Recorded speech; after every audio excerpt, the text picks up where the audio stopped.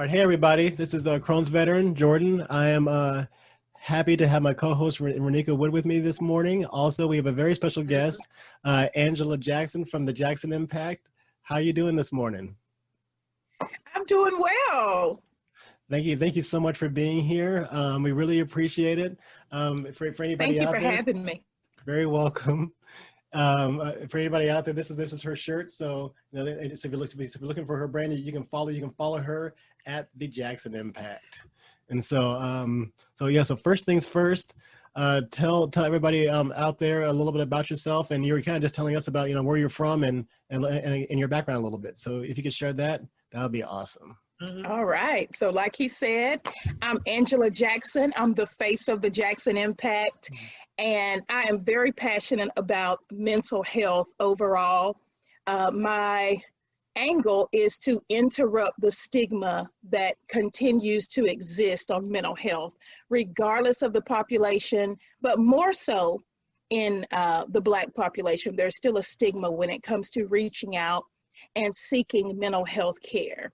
I also am an advocate for raising awareness for Crohn's and colitis, because that's also a population that I'm a part of. So I'm all about raising awareness. The goal with the Jackson Impact right now, the platform is primarily a mental health movement. I'm in the process of working toward licensure. Very close, very close. All right. So I'm basically just making a presence for myself and letting everybody know what is to come. So the next step will be the Jackson Impact, mental health care, and more. So I'm moving that direction, just building the brand. Cool. That is awesome. Thank you. Yeah, I mean, for anybody, listening, there's nothing wrong with seeing a mental health professional. I can say that I've done it myself. I think it was maybe a couple of years ago. I started looking for people, and in reality is that you don't even need to have anything wrong in your life. It could just be want to be a better person. And so I would definitely encourage people to kind of be your best self.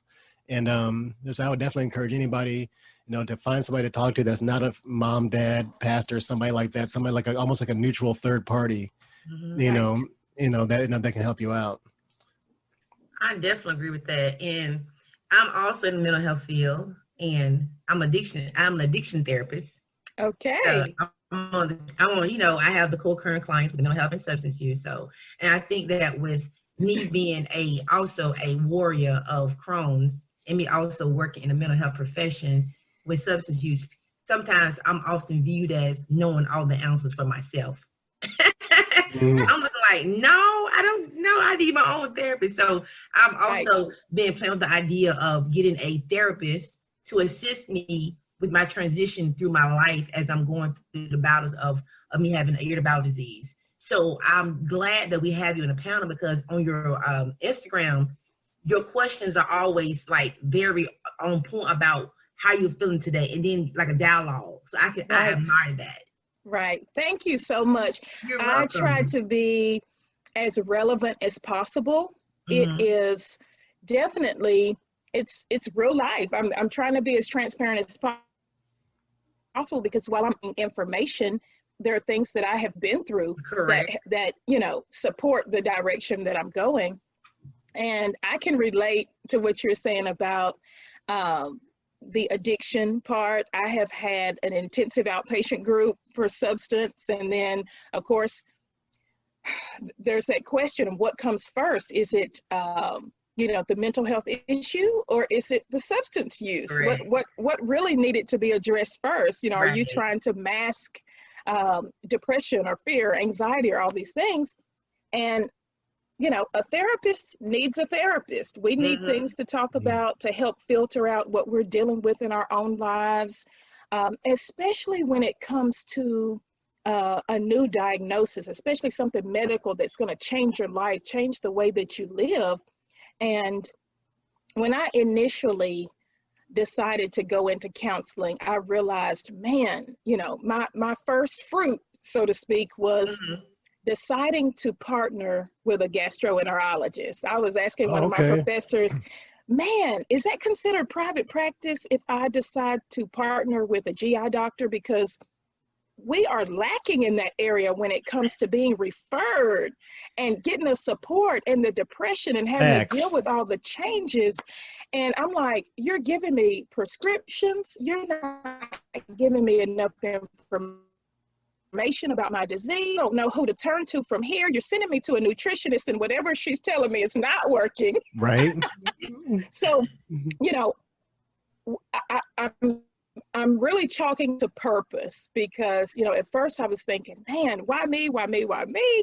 But this diagnosis has really led me down so many different roads, as far as being a support, as being an advocate, you know, directing people to, you know, help. You know, you know your body as well. Follow the doctor's orders, but, you know, be aware of what exactly is taking place. So ultimately, I would love to be that therapist that partners with a GI doctor, because I'm like, I got 20 years of experience as far as the illness, and then just having that passion to hear a person explore, showing that level of empathy, and then connecting them to where else they need, you know, in the community. So it's huge. That is awesome. I know. Jordan, something to share? I want to share something about that story. No, go ahead, Renika. Go ahead. Okay, so I have told Jordan and CJ that my doctor, my GI doctor, shout out to Duke University, I love them, Dr. Onken, had and asked me, can I be an ambassador for the GI clinic where I go? And I was like, what does that look like? I was so excited to do that. COVID-19 hit, and then we revisited again a month and a half. I talked to her. I said, well, Dr. Onken, I said, I admire you being my doctor. You give me good advice, good medical attention. But the same token, overall, mental health-wise, what do I do when you tell me I need to have a surgery or be put on Stelara or Entyvio or Remicade, and no one there to assist me in the process besides your staff, your nurse, your NP? There's no one to assist me. I said, why don't you guys have a mental health person that I can go to when I'm transitioning through my medical conditions? I have someone to speak to, someone that knows about the disease internally and on a scientific level. And she said, well, they may have that, but I'm not sure if it's a paid position. I said, paid or not, you guys should develop something similar to that, because this is not, my life is, this is big. And when I went through my surgery, I had no one there outside of my nurse, she left now, to help me through her knowing about GI, but no one to walk with me as a peer to get through the first step of even saying, Sonia, you got to go ahead to this big surgery. This what to expect next. All I said was, they gave me was, you go medication, go home, you're going to feel better in 6 weeks. But what about my mental health? I'm going through all these depression, anxiety, feelings of rejection, feelings of me being unworthy. How do I process those emotions? We're encouraged to seek therapy outside of that. But I think it should be there's a little bit of gap between those two entities. I think should be addressed. And I think that we can start those changes by expressing how important they are to have when we go to these appointments. That's right. That's right. It should be full collaboration in the beginning. Yeah, I agree. I agree. And yeah, kind of, speaking from a guy's perspective, guys are supposed to be like toughing all this stuff out and as being like hardcore and stoic and all that kind of stuff. And this, dudes have feelings too. And I went through a whole lot of stuff, like listening to Renika talk.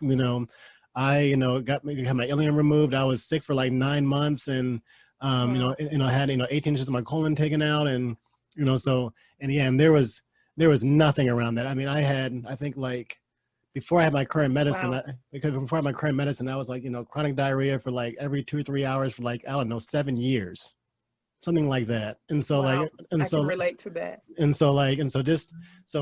Just having somebody, especially somebody that's, a person of color, that can relate, that's the other thing is that, these liaisons at the doctor's office might be very helpful, but if they can't if they don't have, certain life experiences, it's still hard, to relate to people and stuff. And so, Right. yeah. And so I think, what you're interested in doing is really awesome. And, Awesome. and so, and we definitely need more people that, are interested in that. I think CJ was mentioning that too, Renika, wasn't he? He was at the VA hospital. Mm-hmm.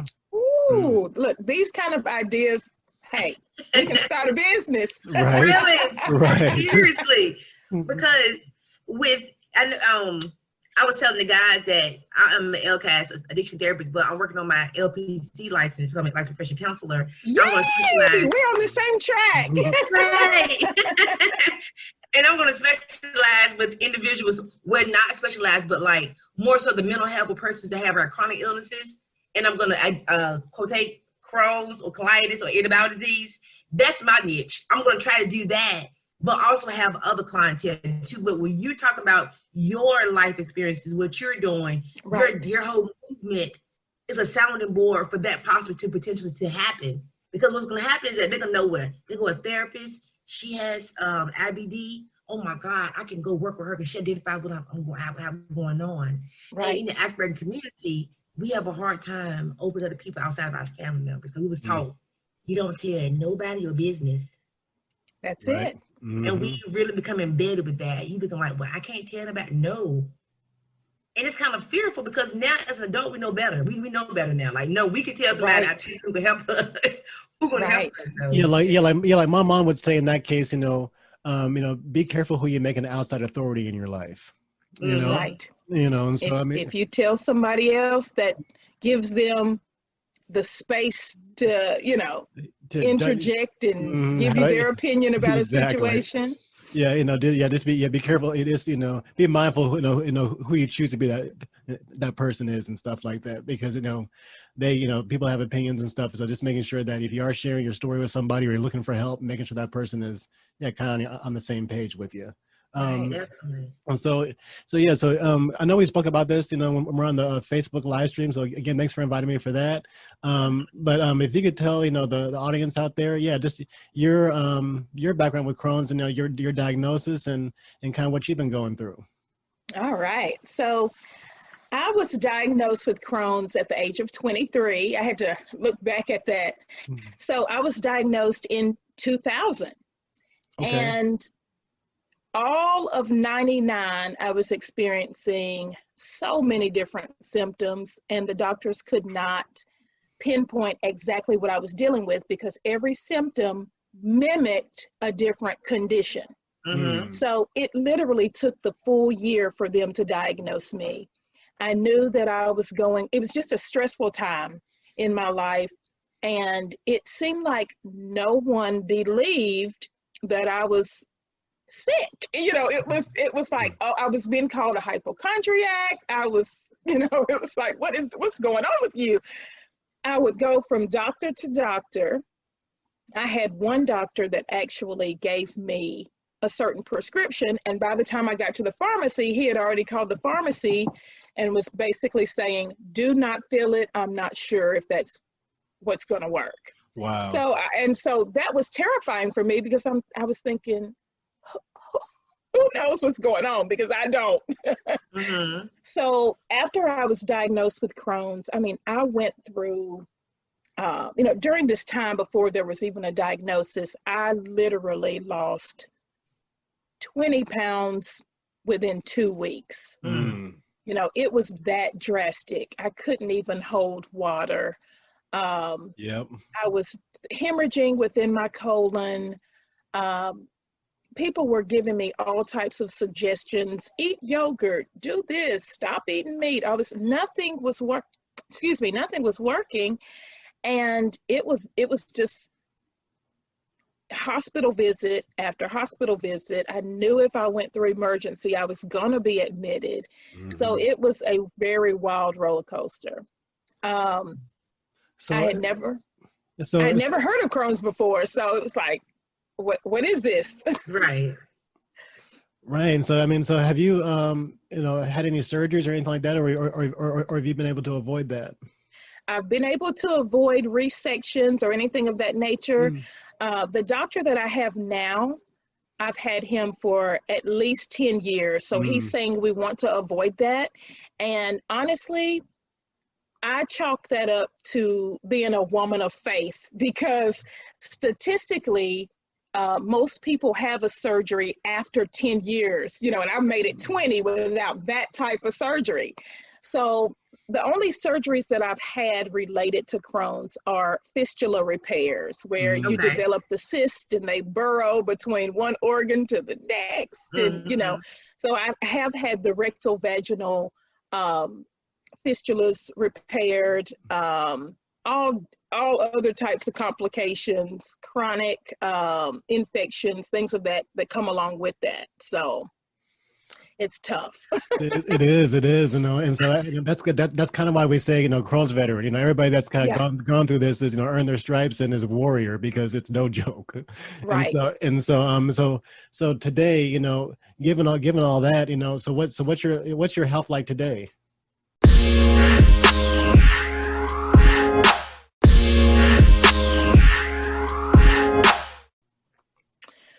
Oh, goodness. So I have periods of remission. I used to say, well, I'm not in remission. I get Remicade infusions, and I'm so glad I get the opportunity to say this a second time, because in the video, in the live that we did together before, I said I get infusions every 6 months, and I meant every 6 weeks. Oh, okay. So I get infusions every 6 weeks. I get Remicade. I have tried Humira. That did not work for me. I don't know if it was the anxiety of me having to give myself that injection, but it seemed like it would only work for 1 week. And then I was back to full-blown symptoms that second week. And then it was time for me to give myself an injection again. So it kept me sick. I could not get stable on that. Let's see. So basically, Remicade is the only Crohn's medicine that I'm taking right now. I do have to take iron supplements. I take an abundance of vitamins. And it hasn't always been this way. This is a point that I had to grow to. It was, I had Lialda, always on prednisone, the steroids, and I found myself literally, I was taking over 25 different pills a day just to make it. And it was, that was just, oh my goodness. You're like a bag of Skittles type thing. Oh my goodness. And that is when the depression, I got so frustrated and depressed with just having to take the medicine that seemed like was keeping me alive, basically. Because it was constant dehydration. Because I'm losing fluids, I can't keep up. You want me to stay hydrated. I feel like there's no other way. So it was discouraging for a while. But right now, I'm pretty much stable with the Remicade. I actually had a doctor's appointment yesterday because I was just been having some odd pain to the touch. I'm like, what is going on here? So I went, they did ultrasounds. And what was interesting about the visit is that the nurse or the tech was talking to me about a peer who had Crohn's. So she took up about 30 minutes of my medical appointment to talk about her friend. But, I took that as an opportunity, But for the most part, I have been the most stable that I have been. And I feel like that gives me that also gives me that validation to be able to share how I got to this point. I've had to change diet. I have to change, I have to avoid certain foods. And some things that typically would irritate someone else might not for me. So I just kind of have to balance out what works. And I do take turmeric supplements. I do take energy and just daily vitamins of that nature. I will take calcium and I'm trying to think what else. So much. Right. I know.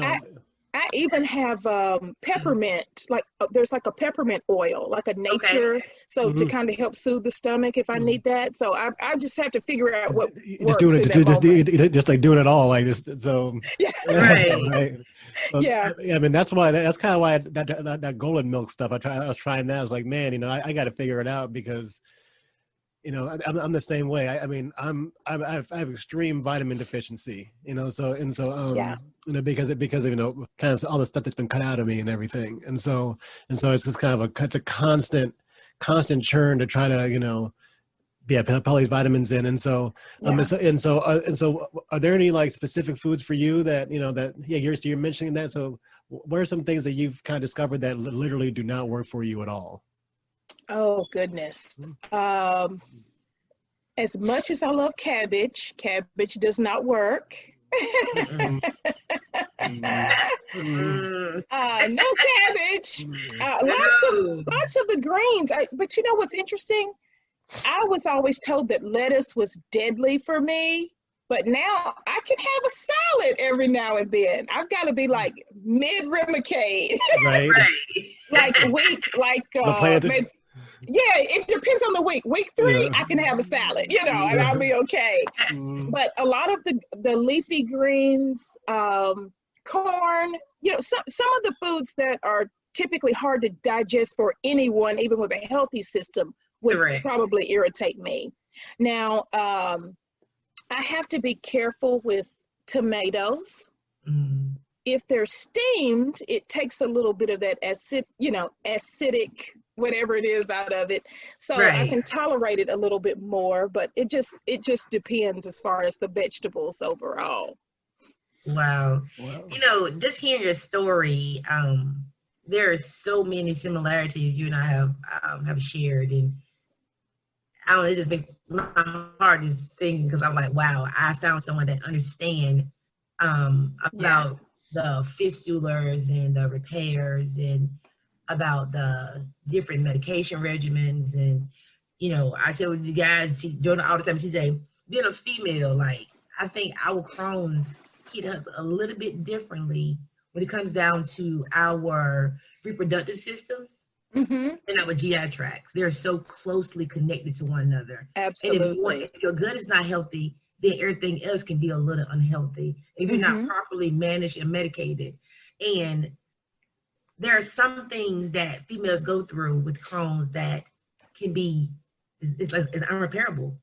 And it brings on a sense of insecurity at times, a sense of need to tell everyone what you have going on and hope that they will accept you after you tell them that. But at the same token, just having that sound mind is very important. So thank you for sharing, because it's very big to understand that. Thank you. Definitely. Yeah. There are some things that I would love to speak to you about outside of here. Is that okay with you? Absolutely. Yeah, definitely. Okay. But outside of that, I see that you are published, correct? I am. What about that? So I recently, it was in May, I was published in a local newspaper. I live in Gallatin, Tennessee. So I was published in the Gallatin News. I sent in an article. That's awesome. And it's titled The Trigger, the Trauma, and the Stages of Grief. And I just remember I was so overwhelmed with what was going on within the community and within the world. And it seemed like everybody was addressing the injustices. Everybody was addressing racism. Everybody was adjusting, they were addressing the riots or the protests or things of that nature.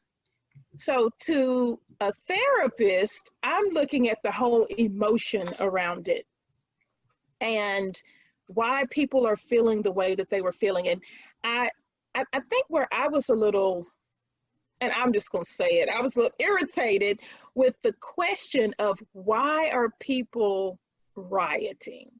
Why are people demonstrating this way? So I wanted to key in on what happens when you are triggered by a past trauma, whether you experienced it personally or whether you heard about it and you were affected by it. So you can be triggered and it takes you right back to that initial pain. It takes you right back to that initial trauma. So I wanted to bring some light on what the world was feeling in that moment and why it presented as frustration and pain and why people were reliving certain hurts.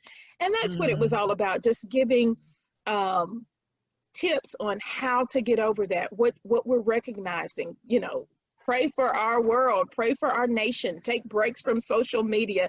So it started out kind of pinpointing, what exactly is the trigger? What exactly is the trauma that we're dealing with now? How did we get to this point? And what can we do about it? What within the stages of grief are people not understanding? Because we as a world, we as individuals, we're not going to grieve the same way. Some people might be angry first. Some people might be in shock first, because we're all in shock about the pandemic. There's just a lot going on. So I wanted to normalize what was happening, not necessarily the behavior, but that emotion and that feeling behind the behavior. And that was the article. I would love to read that. Me too. Yeah, me too. If you could DM us that or something, that would be, I can actually email the full article, because they sent me the PDF, and that'd be great. I love that. That'd be great. And so, I mean, that's kind of, segues to my next question. And so, mental health. And so if somebody just got diagnosed with Crohn's today, guy, girl, from a mental health standpoint, what would your advice be to them? I would advise them to seek therapy as well. Find a mental health professional that you can talk to. I always tell people, look at that member services number on the back of your insurance card. Yes. That will save you some of the legwork. They will help you find a therapist in your area. They can answer any questions that you have. If you want somebody specific to your individual choice. Do you prefer a male? Do you prefer a female? Do you want African American? Do you, whatever your preferences are, that's where I would say start. It's good to ask your doctor, because a lot of times, doctors will have someone that they can refer to or that they work with. So there's that possibility, but always seek out therapy if you're newly diagnosed. I would say keep track. I'm big on journaling and being a list taker. Keep track of the symptoms that you're experiencing, because while you've been diagnosed, you can track changes. You can track how you're being affected by the medication, and then also, how are you feeling throughout your day? Do you feel like you're sad for a specific reason, or are you just, down and frustrated? Are you tired of what you're dealing with? Yeah, definitely seek out therapy if you're newly diagnosed. I love it. I love that. And my heart goes out to some individuals that may not have the insurance to help them with the chronic illness. I met a young lady, older lady, that did not have no insurance. So she was basically just taking prednisone in high dosage to maintain her symptoms. But in the long run, she gotten worse because she's not really taking care of her symptoms. Depression, anxiety, mental health, all of that goes playing hand in hand with that. So I try to just share that there are resources you could possibly be a part of. Like, you go to you have medications. There are the big, the pharmaceutical companies will give you like trials, like $5 medications, injections and things, so there are ways to get around things, but if you don't know, then you don't know. So education is very important in that aspect, I would want to say. Absolutely. Definitely. It's also kind of interesting here in Omaha. I had a white therapist for a little while, because excuse me, because I didn't know what was available in town here. I'm in Omaha, and so and I actually Googled, black therapy, like black mental health or black therapist in Omaha, and so I found the official website, and I did the little search thing. There's a black therapist, and the first, I don't know, 6 people were white, and so it was literally there's 3 in the entire metro area of Omaha. Wow. And out of them, only 1 was really available. And so like, so I mean, so can you imagine, there's thousands, of course, there's, there's a sizable African-American population here and stuff. So so I mean, so there's definitely, a need for people like, Radhika, yourself, just, it's crazy how, underserved, that part Yeah. is. Yeah. That's true. We're on the rise, though. Exactly. Exactly. So thank you. So thank you both to Radhika and you Angela, for what you guys are doing. Yeah, but that's, I think it's about, I think we've been doing this for a little about 30 minutes or so. And so with that, are there any, final thoughts or, actually, well, one thing, how can people find you, and also, any current projects you're working on, and any final thoughts you may have? Well, you can find me on Facebook at the Jackson Impact. Also, I don't really put this out there very much, but I need to. You can also go to Talk the Talk about Crohn's and colitis. I usually like to post resources or current events or things of that nature. I want to open that platform up a little bit more because it has existed for about 5 years, but now that we are really big on lives and things of that nature, I want to do that a little bit more. So Facebook for the Jackson Impact, also Talk the Talk about Crohn's and colitis. You can also find me on Instagram at the_Jackson_Impact, and also on Twitter as well, Jackson Impact. The website is under works right now. People will be able to go and purchase their own t-shirts, but Awesome. if you're interested, just send me a DM. My kids always say I say it wrong, so hit me on the DMs or whatever. But yeah, just check it out. Always something encouraging. Oh, also Angela's affirmations on Instagram. So I just want to put out that positive energy overall. And as you guys brought up, there's always resources within your communities wherever you live. I know here we have an information line where they will help you look for resources. If you don't have insurance, go to your local health department. They're usually sliding fee scales. If you're unemployed or, whatever the situation is, there is always a way. The resources are there. If you just keep looking, don't give up, and don't settle for nothing at all. Correct. Awesome. I agree with that 100%. I love it. Well, again, thank you very much for your time. And we're gonna I actually, one last thing, I'm gonna take a picture of us, and so we can put it on Instagram and stuff. So okay, I got a lot of light in the background here. Look cute out. I love that okay. shirt. Thank you. All right, say cheese. All right, cool, got it. Awesome. It was Queen George like pick me. Right?